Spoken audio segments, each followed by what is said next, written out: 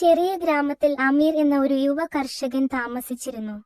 റമദാനിൽ രുചികരമായ ഈത്തപ്പഴം വിളവെടുക്കാമെന്ന പ്രതീക്ഷയിൽ അവൻ തന്റെ തോട്ടത്തിൽ ഒരു ഈന്തപ്പന തൈ നട്ടു. എന്നാൽ തൈ വളരാൻ പാടുപെട്ടു.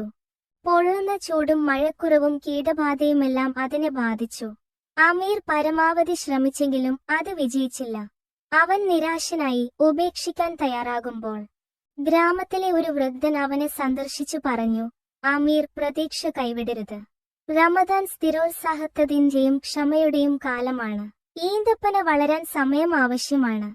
അതുപോലെ നമ്മുടെ പരിശ്രമത്തിന്റെയും പ്രാർത്ഥനകളുടെയും ഫലം ലഭിക്കാൻ സമയമെടുക്കും. വൃദ്ധന്റെ വാക്കുകൾ അമീറിന് പ്രചോദനമായി. അവൻ വീണ്ടും തൈ പരിപാലിക്കാൻ തുടങ്ങി. ദിനങ്ങൾ കടന്നുപോയി. സാവധാനം ഈന്തപ്പന വളരാൻ തുടങ്ങി. റമദാൻ എത്തിയപ്പോൾ അമീറിന്റെ ഈന്തപ്പഴം നന്നായി വളർന്ന ഫലങ്ങൾ ഉണ്ടായി.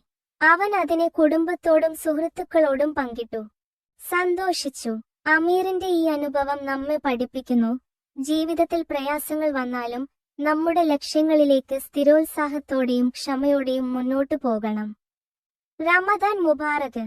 നിങ്ങളുടെ ഉപവാസം ധൈര്യവും സന്തോഷവും കൊണ്ട് നിറയട്ടെ.